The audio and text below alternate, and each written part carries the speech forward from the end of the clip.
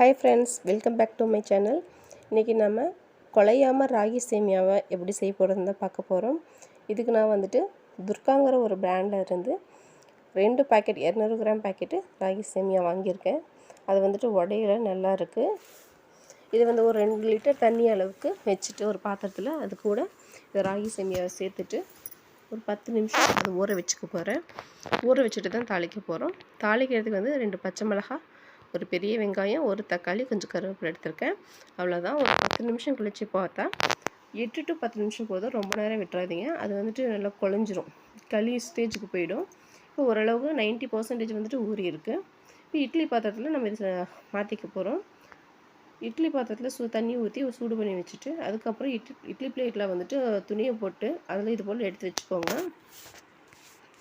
ரொம்ப நேரம் ஊற விட்டீங்க அப்படின்னா அது வேக வச்சு நம்ம எடுக்கும்போதே அது ஒரு மாதிரி களி மாதிரி ஆகிடும், நல்லா இருக்காது, உதிரி உதிரியாக வராது.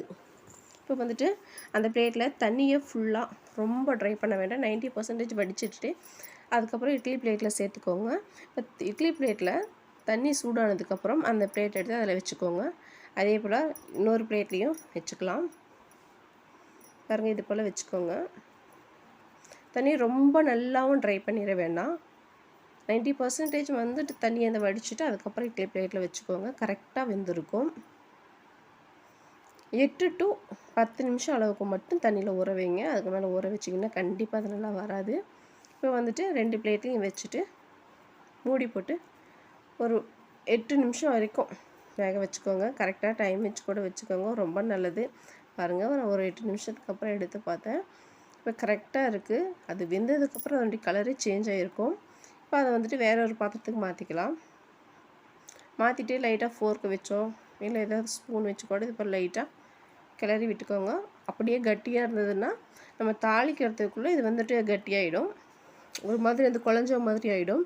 இப்போ லைட்டாக ஸ்ப்ரெட் பண்ணி விட்டுட்டிங்கன்னா கரெக்டாக இருக்கும். இது பார்க்குறதுக்கு தான் இப்படி இருக்குது, ஆனால் செஞ்சதுக்கப்புறம் நல்லா உதிரி உதிரியாக இருக்கும். ஒரு இடத்துல கூட குழஞ்ச மாதிரி இருக்காது. இப்போ வந்துட்டு 4 to 5 ஸ்பூன் அளவுக்கு நீங்கள் எண்ணெய் சேர்த்துக்கோங்க. எண்ணெய் இது கம்மியாக கூட சேர்த்துக்கோங்க. நான் ஒரு 5-6 ஸ்பூன் இருக்கும் சேர்த்துருக்கேன். இது கூட 1/2 ஸ்பூன் அளவுக்கு கடுகு, 1 ஸ்பூன் உளுந்து சேர்த்துருக்கேன். உளுந்தோடைய ஸ்மெல் வந்துட்டு ரொம்ப நல்லாயிருக்கும். அது வந்துட்டு நல்லா கரிஞ்சிடாமல் ப்ரௌன் கலரில் ஃப்ரை பண்ணிக்கோங்க. இது கூட கட் பண்ணி வச்சுருக்க வெங்காயம், பச்சை மிளகாய், கருவேப்பிலை எல்லாத்தையும் சேர்த்துட்டு நல்லா வதக்கிக்கோங்க. வேணும்னா இதில் கேரட்டு, பீன்ஸு, பட்டாணி இது கூட நீங்கள் சேர்த்துக்கலாம். வெஜிடபிள்ஸ் இன்னும் நல்லா ஹெல்த்தியாக இருக்கும். வெங்காயம் பாருங்கள் நல்லா வதங்கிடுச்சு. இப்போ கட் பண்ணி வச்சுருக்க தக்காளியும் இது கூட சேர்த்துக்கலாம். சேர்த்துட்டு இப்போ எல்லாத்தையும் நல்லா வதக்கிக்கோங்க. இப்போ அந்த சேமியாவுக்கு தேவையான அளவுக்கு உப்பை தண்ணியில் சேர்த்து நல்லா மிக்ஸ் பண்ணிவிட்டு அதுக்கப்புறம் ஊற்றுங்க. தக்காளி வதங்கினதுக்கப்புறம் நம்ம எடுத்து வச்சுருக்க சேமியாவும் சேர்த்துட்டு தேவையான அளவுக்கு உப்பு கரைசலையும் உப்பு தண்ணியும் சேர்த்துக்கலாம். டைரெக்டாக உப்பு போட்டிங்கன்னா கண்டிப்பாக அது அங்கங்கே திட்டாக இருக்கும், சாப்பிடும்போது அது சரியாக கரைஞ்சிருக்காது. தண்ணியில் மிக்ஸ் பண்ணிவிட்டு அதுக்கப்புறம் ஊற்றுங்க. சேமியாவை போட்டுட்டு சிம்மில் வச்சுட்டு அதுக்கப்புறம் லைட்டாக ஜென்டலாக மிக்ஸ் பண்ணி விடுங்க, குழஞ்சிடாமல். இப்போ பாரு, எல்லாமே பர்ஃபெக்டாக இருக்குது, உப்பும் கரெக்டாக இருக்கும். இது போல் பண்ணிங்கன்னா அது மிக்ஸ் பண்ணும்போது மட்டும் கொஞ்சம் கேர்ஃபுல்லாக பண்ணுங்கள், ரொம்ப நல்லா வரும். இதே மாதிரி ராகி சேமியாவை நீங்கள் ட்ரை பண்ணி பார்த்துட்டு எப்படி இருந்ததுன்னு கமெண்ட் செக்ஷனில் கண்டிப்பாக சொல்லுங்கள். உங்களுக்கு இந்த வீடியோ பிடிச்சிருந்தால் லைக் பண்ணுங்கள், ஷேர் பண்ணுங்கள், சப்ஸ்கிரைப் பண்ணுங்கள். பக்கத்தில் இருக்கிற பெல் பட்டனையும் ப்ரெஸ் பண்ணிவிட்டு ஆளுங்கிறதையும் கிளிக் பண்ணிக்காங்க. இப்போ சூப்பராக ரெடி ஆகிடுச்சு. இனிமேல் சர்வ் பண்ணிட வேண்டியதான். ஒரு கட்டி கூட இருக்காதுங்க. நீங்களும் ட்ரை பண்ணி பாருங்கள். தேங்க்யூ ஃபார் வாட்சிங்.